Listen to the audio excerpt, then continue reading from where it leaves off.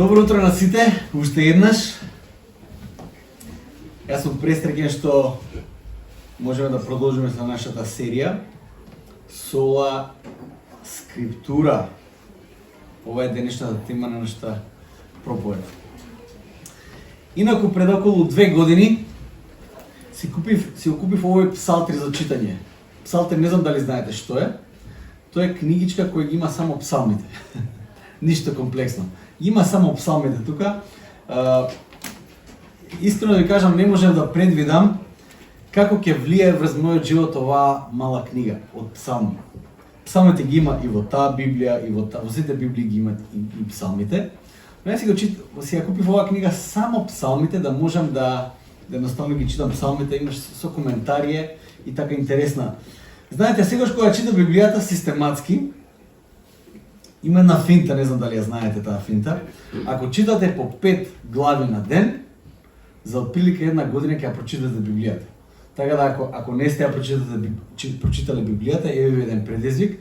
Ако читате по 5 глави на ден, за една година отприлика ја читате цела Библија. Кога ја читав така Библијата, да ви кажам, морници ме лазеа кои ги читав псалмите, затоа што псалмите се многу непредвидливи. Еден псалм може да биде 2 стиха, 3 стиха, а може да биде 300 стиха. Така да ако читаш 5 глави на ден, може читањето да биде, не знам, 5 минути, а може да биде и 50 минути. Така да не е предвидливо баш. Знам дека кога ќе дојдеше 117-тиот псалм, ја бев среќен затоа што е најкраткиот псалм. 2-3 реда и толку. Ама кога ќе дојдеше 119-тиот псалм, мајко мила, крај нема. Тоа што е интересно, кога го земав псалтирот за читање, може би е до зрелост, не знам, може да не е до псалтирот. Читајќи го 119-тиот псалм, најдов на богатства кои порано ги немав видено. Како прво ја видов целата еврејска азбука во псалмот. Знаете, псалмот е составен од толку строфи колку што има еврејски букви. Ако гледате, да го најдам само да видите тука. Еве. 119-тиот псалм. Првата строфа е Алеф, втората строфа е Бет, Гимел, Далет и така натаму. Така е напишан псалмот. Тоа што е интересно и со така е дека се провлекува еден лајт мотив низ целиот псалм. Низ секоја строфа тоа е лајт мотивот. А тоа е колку Давид го опева и колку е среќен за Божиот закон кој е запишаниот Божиот збор. Давид е среќен затоа што постои закон, затоа што има правила. Чуден човек бил Давид. Се радувал на правилата. Јас го читав внимателно псалмот и одвоив некои од тие реченици кои мене ми оставија впечаток и јас си ги подвлеков тука. Нема сите да ги... Ја ги издвоив сите реченици кои што зборуваат за Божиот закон и што Давид мисли за тоа. Јас ќе ви прочитам вака неколку стиха, вели вака 20-тиот стих. И копне е душата моја во секое време да ги сака твоите уредби. Вели 32-тиот стих. Ќе брзам по патот на твоите заповеди, која ќе го прошириш моето разбирање. 33-тиот стих. Покажи ми го, Господи, патот на твоите наредби и ќе се придружувам за нив до крај. 47-тиот стих вели. Им се насладувам на твоите заповеди, кои многу ги засакав. Не знам дали сте сакале заповеди толку. Кога ги кажам заповед, какви чувства ви доаѓаат? Немој ти мене да ми кажеш. Давид има тотално различно искуство. 48 стих. Ки ги протегнам рацете свој кон твоите заповеди, кои ги возлюбив, и ќе размислувам за твоите наредби. Давид за заповедите Божи зборува како за жена му. Со една таква љубов зборува. 71 стих ќе каже: добро ми е што бев понижен, за да се научам на твоите повелби. 72 стих вели: законот на твојата уста за мене е подобар отколку илјадници, златници и сребреници. Законот ми е помил од златници и сребреници. Вау! Тоа не го кажуваат нашите политичари, претпоставам. 87 стих вели: за малку ќе ме убиеа на земјата, но јас не ги оставив твоите заповеди. Со други зборови, Твоите заповеди ми се помили од мојот собствен живот. Не ми е гајле што ќе му убија. Важно е ги запазив и ги засакав твоите заповеди. 97 стих вели: колку го засакав Господи твојот закон, секој ден се поучувам од него. 127 вели: затоа ги засакав заповедите твои и од топаз и од злато повеќе. 131 стих ми е многу интересен, вели: со отворена уста копнеам, зашто жеден сум за твоите заповеди. Сте виделе жеден човек? Као куче која трча и која треба да се излади јазикот надвор. Од прилика така го замислам Давид, кој копне, кој е жеден за Божите заповеди. Вели: скрп и мака ме обзедоа, 143 стих, твоите заповеди се моето уживање. Колку само бунтовни станавме ние, можеме да провериме со тоа што ќе се споредиме со Давид и неговиот копнеш. Дали ние копнеме на тој начин кон Господовите заповеди? Дали така копнеме? Или има некоја бунтовност внатре во нас која се бунтува против било каква заповед, уредба, закон, што и да е. Онака како што ние денес за 21 век ги гледаме заповедите, веројатно не е онака како што Давид ги гледал заповедите. Заповедите во нашиот случај е нешто што се мора. Значи, сакал или некел, мора да се почитуваат заповедите. Давид се насладува. Давид копне. Давид е жеден за заповедите, за уредбите Божии. Заповедите се негово уживање. Јас мислам дека Давид знае нешто што можеби ние не го знаеме. Нешто има меѓу редови кои тој успешно го чита, ама ние не го читаме. И сега да погледнеме малце во нашата блиска историја. 20 век во целост, па дури и светските војни, може да се разберат како бунтовност. Тоа што го учев по историја, сега тоа беше од страната на Југославија, како ние гледавме на Првата и Втора светска војна, кажаа дека новите сили се кренаа против старите сили, отприлика така беше. И имало војна. Бунтовноста може да се види во текот на целиот 20 век. Тоа може да се види во литературата, во музиката, во општествените движења. Јас читав едно интервју од Дейвид Боуи. Знаете, Дейвид Боуи понекогаш носеше штикли. Не знам дали го знаете тоа. И ја мислев, шо мој на човек, шо е финтава. Он вика, сакав да го шокирам светот, се бунтува против сите тие норми, општо прифатени норми. Затоа носи штикли, не затоа што му биле згодни. Едноставно, целиот 20 век е бунтовност. Уште од Француската револуција, па навака човекот се бунтува према уредбите, према законот, црквата, авторитетите. Иако може би звучи дека сега коренот на бунтовноста го гледам во Француската револуција, тоа не е така. Во библиски контекст, бунтовноста како категорија е во сршта на човековиот пат во грев. Во сршта, во самиот почеток. Веднаш после создавањето, приказната создавањето која е првата приказна во Библијата, доаѓа приказната на бунтовноста. Созданието се бунтува против Создателот. Тоа е во сршта на човекот. Тука е. Не може да избегаме од тоа. Сепак формата на нашата бунтовност би требало да можеме да ја разгледаме во наш контекст. За нас можеби сега, овде во Скопје кај што живееме, го неаме ние дрвото на познавањето на доброто и злото со змијата на него. Можеби го неаме тоа.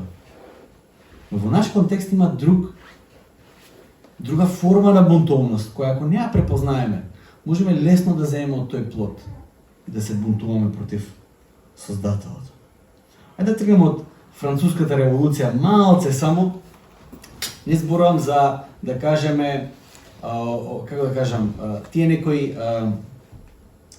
квалитети на Француската револуција, но можеби некои резултати кои произлезли од таа револуција.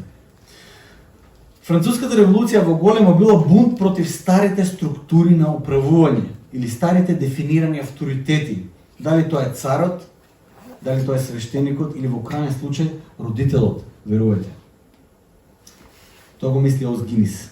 Еден таков императив на бунтовност не застанува со бунтовност и победа над некој систем, туку тоа станува како состојба на постоење. Бунтовноста станува состојба на постоење. Не е само устојот дај да се бунтувам против нешто, да го освојам и да добијам мир. Не, бунтовноста оди бунтовност према една работа, према друга работа и на крај завршуваш како бунтовност према Создател и животот сам по себе. Според Ос Гинис, постои директна линија помеѓу француската револуција во 18 век и сексуалната револуција во 20 век. Бунт против општо прифатените норми и дефиниции. Но дали и тука застанува тоа?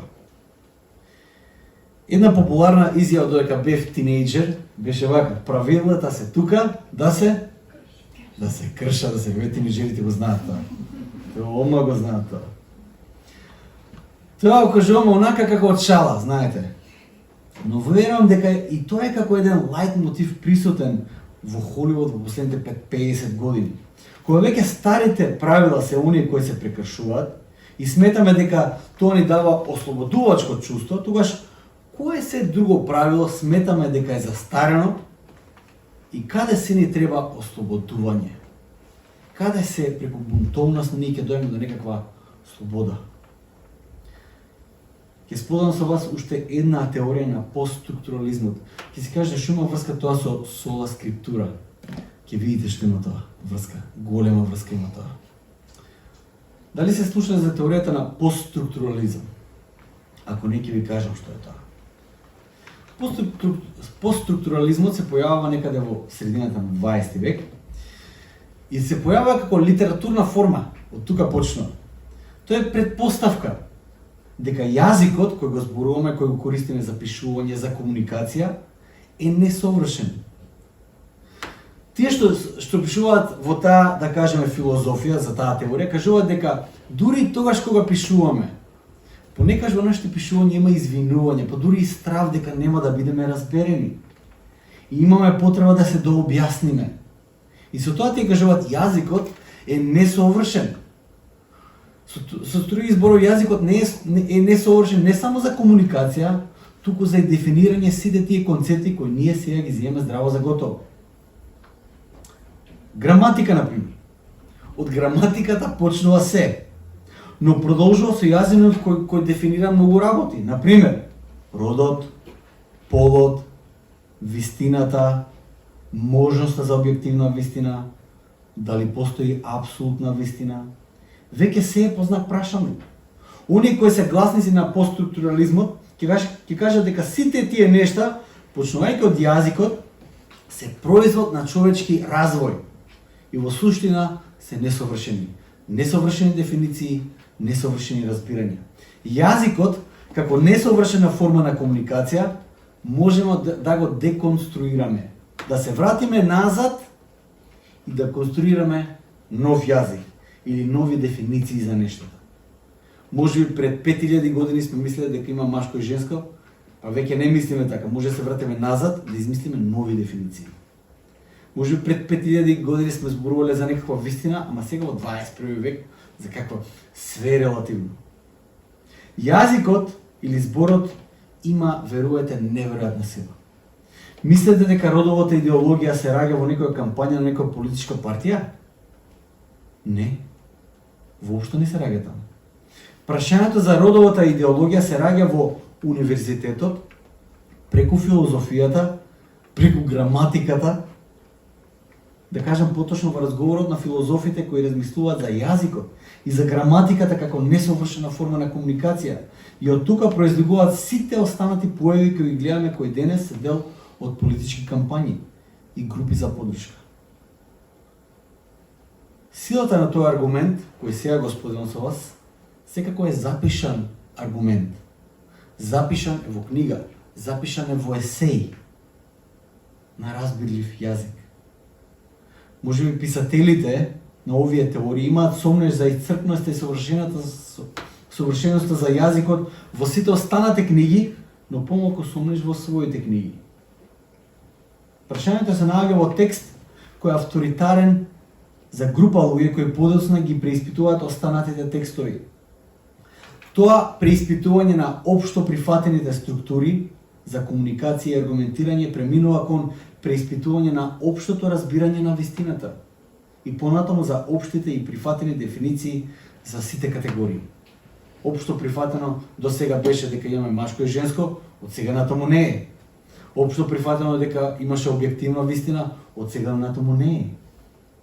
Кои се општо прифатени работи постојат? Све е веќе познат прашање. Да ви кажам, зборот има неверојатна сила. Од тука почна од граматиката. За некои луѓе овие текстови од познати филозофи од 20 век, како Жак Дерида, се авторитативни текстови кои влегуваат во универзитетот, влегуваат како идеологија, подоцна во политика и веќе имаме кроење на општеството според таа идеологија. Тоа не доаѓа преку ноќ. Јас сакам вас да ве прашам сега. Кој текст има авторитет врз твојот живот? За голем дел од овие луѓе, текстови кои се авторитарни се тие текстови кои сега ги кажав. За секоја идеологија има текст напишан, зборот има сила, кој е авторитарен текст, авторитативен и кој ги води во животот. За тебе, кој текст има такво авторитет, што ќе ти го води животот и ќе ти го менува животот? Кој тој текст? Што читаш во моментов? Ако си христијанин, би требало да биде текстот од Библијата. Ако си христијанин.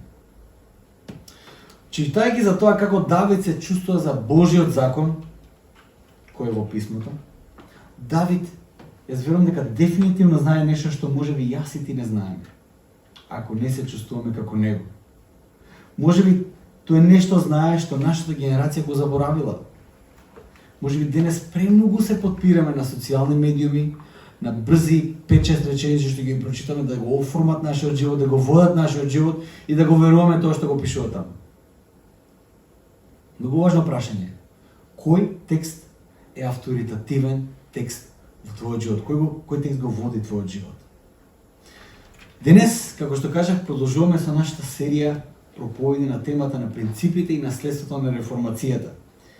Ефектот на реформацијата во Македонија е многу мал. Речи се никако, затоа што во тоа време Македонија била под турско робство или под турско владење. Дури покасно некаде во 19 век гледаме дека има преводи на некои текстови, пишувања, има отварање школи. Ти се како некои општествени придобивки кои цивилизацијата ги има од реформацијата. Секако, иако ефектите на реформацијата се општествени во образованието и науката и културата, сепак центарот на реформацијата е во црквата. Таму има најмногу реформација. Принципот за реформацијата, како што дадовме во овој минатиот пат, се следните 5 сола на латински. Ќе кажам на латински, не дека знам латински, ма ги читам и после ќе ви ги објаснам. Може ли? Sola fide, sola scriptura, solus Christus, sola gratia и нешто кое подоцна е додадено soli deo gloria. Тоа на наш превод значи вака: само преку вера, само врз темелот на писмото, само во Христос, само по милост, само на Господ му припаѓа славата. Авторитетот. Писмото како авторитет. Сола скриптура. Знаете, има процес за некој текст од обичен текст да стане авторитативно писмо. Има многу комплициран процес.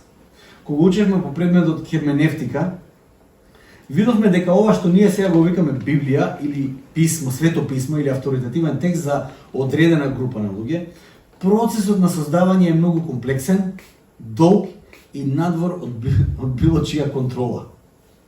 Значи, ние моментално, кога гледаме ова тука, Библијата, ние немаме контрола на тоа кој го создал овој текст, како го создал, немаме докази, ги немаме сите тие исцрпни докази кои сакаме да ги имаме. Едноставно многу тешко да се разбере настанувањето на авторитативното писмо во одредена цивилизација. Ние понекогаш мислиме дека Исаја ја напишал книгата своја, пророкот Исаја ја напишал, ставил после овој подпис на крајот, печат, и тоа еве книгата Исаја. Па не било баш така. Ич не било баш така. Меѓутоа, за такво нешто нема ниту докази, ниту може да се потврди, но искрено не може ни да се истражи. Не е можно. Сепак јас и ти денес, во 21 век, во раце држиме нешто што го нарекуваме Библија и многу лесно го имаме во нашите раце и го држиме. И многу лесно може да го читаме на разбирлив јазик. Доколку си христијанин, овој текст, ова свето писмо, ова Библија, треба да ти биде твој авторитативен текст. Кога размислуваш за животот, за клучните животни прашања, тоа треба да биде првото место каде што треба да бараш упатство за твојот живот. Не последното, не ако имам време, туку првото место каде што треба да бараш упатство за твојот живот. Тоа треба да биде текстот кој ти ќе го читаш секојдневно да се храниш, бидејќи тоа не е упатство како за шпоред како се уклучува. Животот е малку покомплексен од шпоред. Тоа предпоставува дека треба да ја читаме и да се информираме за животот од оваа книга. Човекот на различни начини доаѓа до заклучоци за тоа како да го живее својот живот, например прашањето за Бог, за животот, за доброто и злото. Важниот аспект во одговор на тие прашања според кој авторитет ќе дојдам до заклучок за тие теми. Се ќе набрам некој. Дали тоа ќе биде моето лично искуство? Многу луѓе од своето лично искуство црпат разум или мудрост за животот. И јас што сум искусил, што разбирам јас. Дали моето лично искуство дава задоволителен одговор за тие прашања? Дали тоа е некаква, например, традиција? Многу луѓе бараат одговор во традицијата, без разлика дали тоа е црковна традиција или некоја традиција на некоја култура, на некој општество. Дали тоа е некој поединец? Дали тоа е свештеник? Гуру, што и да е. Секогаш треба да размислуваме за текстот или за субјектот кој одговора на клучните прашања на животот за односот помеѓу човекот и Бог и човекот со остатокот од созданието. Ние мораме да знаеме каде е нашето сидро, каде црпиме за животот. Реформаторите, тоест црквата низ целата историја, веруваат дека е единственото место и Библијата, Светото писмо, бил конечен и безгрешен извор за одговорот на тие прашања за животот. Апостол Павле многу пишува за писмото. За писмото кое постоело во негово време. За него и за црквата од првиот век тоа бил Стариот Завет. Тоа што ние го викаме Стар Завет, тоа било писмото во негово време. Ќе прочитам само еден текст за кој Павле пишува до својот ученик Тимотеј. Во 2 Тимотеј 3 глава 16 и 17 стих, апостол Павле ќе каже: целото писмо е од Бога вдахновено и полезно за поука, за казнување, за поправање и поучување за праведност, за да биде Божиот човек усовршен и совршено подготвен за секое добро дело. Апостол Павле ќе каже: писмото е изворот на целокупниот живот на Божиот човек. Таму извира се. Таму се наоѓа охрабрувањето, но таму се наоѓа и укорувањето. Се е таму. Како завршен заклучок, како еден важен аргумент кој сакам сега пред вас да го образложам убаво, ќе погледнеме еден текст, еден дел од првото послание на апостол до Коринтијаните. Тоа е многу интересно послание, затоа што има многу познати работи таму, како прво химната на љубовта, да ги знам сите јазици и така натаму. Но после тоа има една кулминација која текстот ја доживува за аргументот на Павле, за вечниот живот, за воскресението, за историската релевантност, за историската вистина на тоа што Исус го направил и дали тоа е вистина. Не е само некоја супарна теологија, туку апостол Павле оди сега во историја и кажува нешто и за неговото искуство, но и за тоа што го примил. Апостол Павле во историјата ја бара вистините за воскресението, за вечниот живот и за нашата надеж. Тоа што се случува во историјата и е запишено и он тоа го прима. Јас сега читам малце по малце и ќе застанувам да разгледаме. Ќе читам прво Коринтијаните, 15 глава, 1 до 11 стих. Значи, прво Коринтијаните, 15, 1 до 11. Вели вака: и браќа, ви напоменувам за Евангелието, за добрата вест, која ви го проповедав, а кое вие го примивте и во кое стоите. Преку него, се мисли на Евангелието, и се спасувате, ако го држите како што ви проповеда, освен ако не сте поверувале напразнов. Евангелието кое Павле го проповеда, кое коринтијаните го примија и во кое тие стојат, Евангелието преку кое се спасуваат, ако го држат како што било проповедано, Евангелие или радосна вест која се темели врз нешто. Нешто кое Павле го прима и го предава. Нешто кое е авторитативно за него и тој си ја кажа ова треба да биде авторитет сега и за вас. Но врз што се темели Евангелието, радосната вест? 33 стих вели вака: ви го предадов најнапред она што го бев и примил. Интересно е дека тука апостол Павле истите зборови ги користи на друго место. А тоа е во 1 Коринтијаните 11 глава кога зборува за причеста. Тотално истите зборови. Ви го предадов ова што и го примив. Со на такво значење како самиот сакрамент, Павле зборува за тоа што го предава, за Евангелието кој го предава на коринтијаните. Тоа е нешто кое Павле сам не е дека сам го измислил или го напишал. Првин тоа Евангелие како и коринтијаните тој го примил од некој. А што или останете до 3 стих вели вака: дека Христос умре за нашите гревови според писмата, дека тој беше погребан и дека на третиот ден воскресна според писмата. Колку пати само евангелистите кога опишуваат Евангелието за Исус и приказната за Исус, само од време на време ќе застанат, а тоа требаше да се исполни според писмата. Матеј посебно толку го цитира Стариот Завет. Во секој момент кога Исус се раѓа, кога Ирод го бара, Исус не знае кај треба да се роди, ги прашува тие што се книжниците, вика кај треба да се роди Исус, и му кажуваат според писмата, треба да се роди во Витлеем. Ти многу добро знаат што велат писмата за Месијата.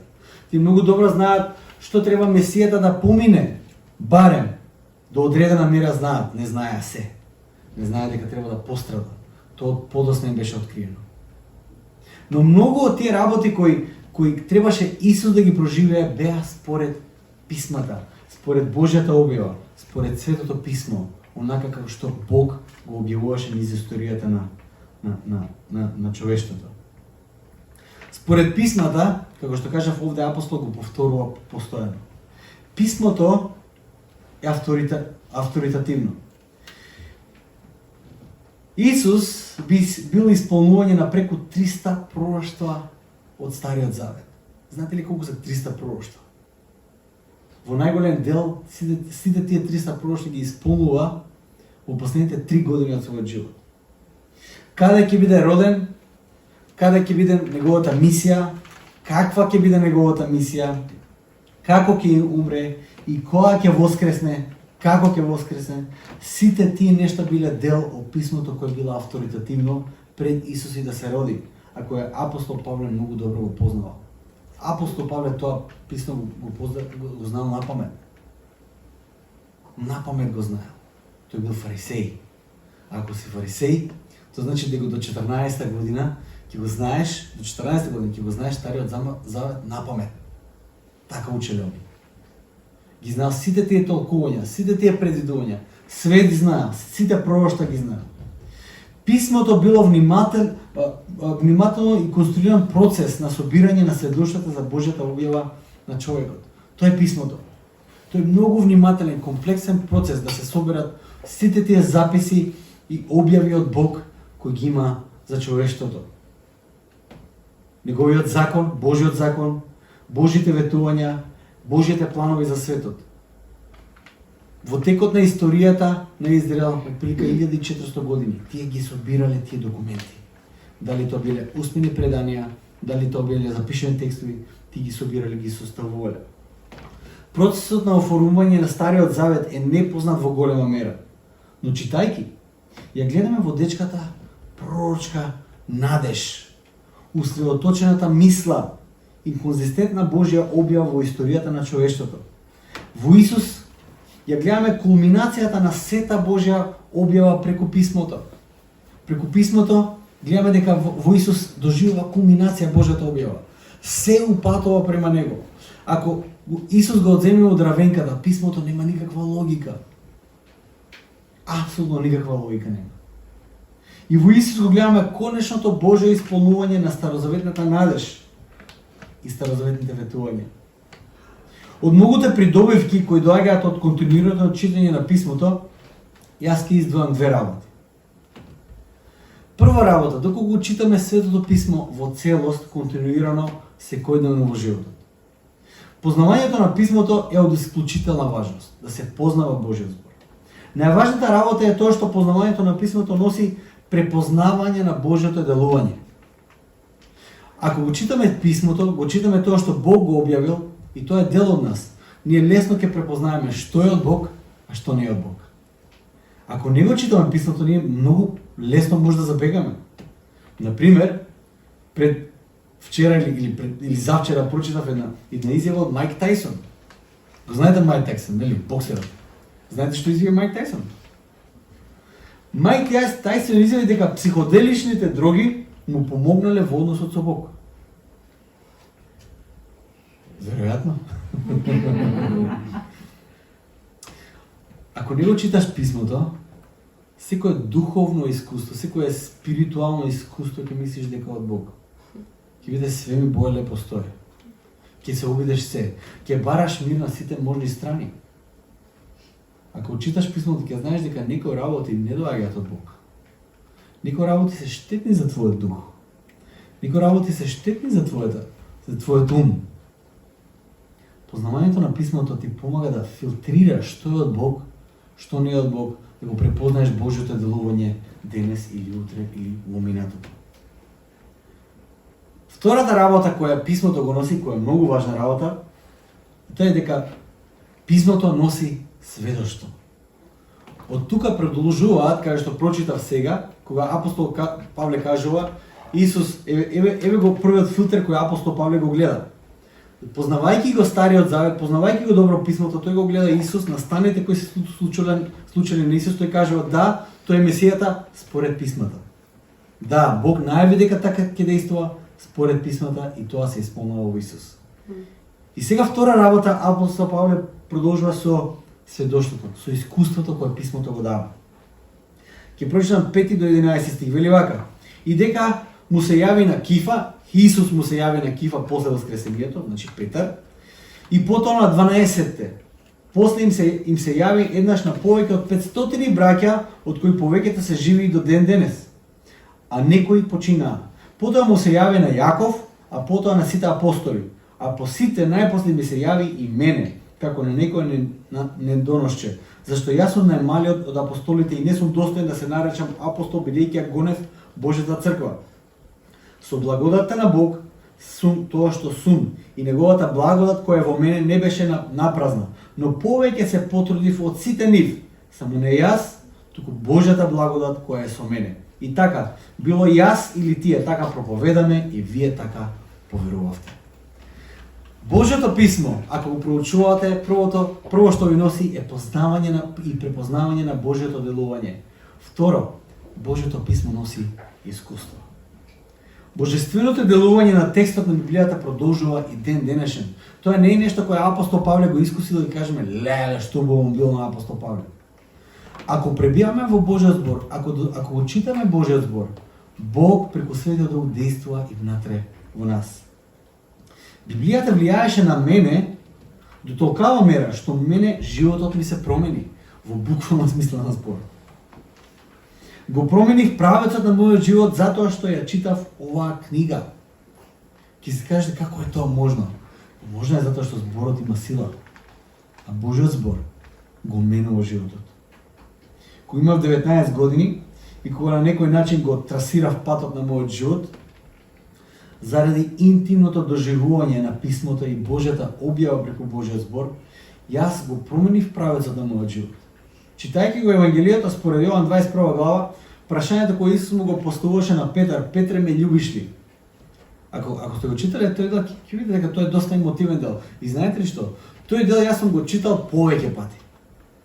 И беше супер дел, прекрасен текст, одличен текст. Но тој момент кога го читав овој текст, беше многу интимен текст за мене. Знаев дека Исус мене лично ме прашува, Живко, ме љубиш ли? Тоа 3 пати. Тоа беше лично прашање од Исус насочено кон мене. Писмото во тој момент за мене донесе неверојатно сведоштво. Такво сведоштво што ќе го маркира мојот живот од тој момент до крајот на животот. Јас често пати знам да го споделам тоа, дека дори сум и досаден. Како што апостол Павле го споделува своето преобраќање на патот кон Емаус.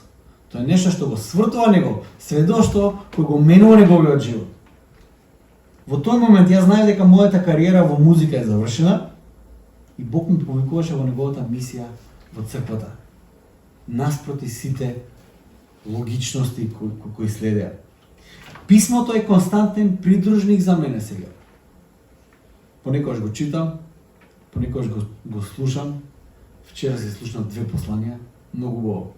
И плюс од апликацијата што беше, го смениле тој што чита.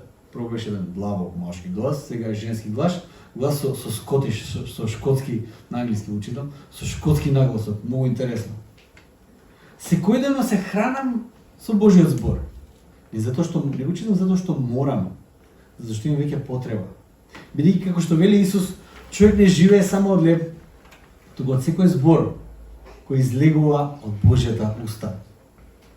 Можеби сега можам да кажам, барем малку и да го искусам тоа што Давид го чувствува во тој долг псалм.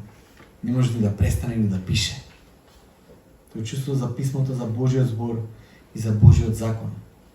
Жеден сум за Божиот збор. Жеден. Секојдневно сум жеден за Божиот збор. Подрагоцен ми е од секое злато и сребро. Подрагоцен ми е. Можам тоа од време на време вистински да го почувствам. Колку ми значи Божиот збор. Копнеам по Божиот збор и размислувам за неговите зборови ден и ноќе. Ме придружува во секоја ситуација, во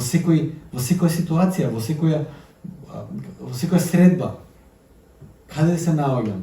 Кога сум пред искушение, Божиот збор ми е сопатник, ми е придружник. Копнеам да видам она што псалмистот во првиот псалм го кажува дека човекот кој размислува за Божиот закон, кој размислува за Божиот збор ден и ноќе е како дрво засадено до поток кој никогаш нема да вене. Ко верувам тоа. Затоа пребивам и јас колку што можам повеќе во Божиот збор. Да ме води. За крај сакам да споделам некои факти за Библијата. Ако не сте знаеле, би сакал да ви инспирирам. Да видите колку е комплексно тоа што го држиме ние сега во раце, многу едноставно. Го држиме многу едноставно. Ќе дајме можеби некој денар и го имаме Божиот збор во раце. Историјата на оваа книга е многу тешка. Многу комплексна. Таа е пишувана во период околу 1400 години. 1400 години е пишувана оваа книга. Знаете кога е 1400 години? Од сега пред 1400, знаете ли кога е тоа? Кога словените се селеле на овие простори, прилика тогаш. Од тогаш да почнат да пишуваат книги и сега да ја завршуваат. Од прилика тоа е процесот. Многу време е тоа, нели? Пишуване на неколку јазици.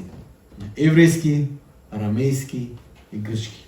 На различни локации, од различни луѓе кои биле цареви, пастири, рибари, доктори, свештеници, секаков профил на луѓе кои ќе ви падне на памет, пишувале нешто од Библијата. Та е дефинитивно најпродавана книга во светот од секогаш, без конкуренција, најпреведувана книга во светот, без конкуренција, најцитирана книга во светот, без конкуренција. Таа е првата печатена книга која се измислила пресата за печатење, првата книга која е печатена е Библијата. По сите тие параметри Библијата стои во друга категорија од останатите книги. Имате Библијата, 50 празни места, па сите други книги во светот. По сите категории. поправдавање, преведување, што и да е. За крај ќе завршам со зборовите на еден препишувач на Библијата од средниот век. Знаете, не од секогаш постоеле печатачи, не принтер. Јас сега тука пред да проповедам, требаше да испринам проповедата за Вале да може да преведува таму полесно. И само тука, буквално, стискам принт, таму излегува, Вале ги има листовите и може полесно да преведе. Во средниот век не било баш така. Порано било многу тешко да се препише нешто. Еден препишувач за да препише една копија од Библијата, една копија да се направи од Библијата. Процесот траел 2 до 3 години. 2 до 3 години. Секој ден препишување по 12 часа на ден. Во секакви услови, а понекогаш работеле и повеќе препишувачи на еден текст. Со тоа вредноста на манускриптот на Библијата бил многу голем. Еден стар препишувач, ова е книга, вика The Book of Bibles. Ова е книга за сите Библии. И тука е напишан многу интересно, е опишан процесот за препишување на Библијата. Читав ова и се фрапирав, да ви кажем искрено. Еден препишувач напишал една забелешка која гласи вака. Слушате ги неговите зборови. О, ти среќен читателу, пред да ја допреш книгата, изми ги рацете. Свртувај ги страниците внимателно и држи ги твоите прсти настрана од буквите. За некој кој не знае да пишува, не може ни да замисли колку тешка работа е пишувањето. Вели вака. О, колку е тешко пишувањето. Ги замаглува очите, ги згмечува бубрезите и го истоштува секој орган. Само 3 прсти пишуваат, но целото тело страда.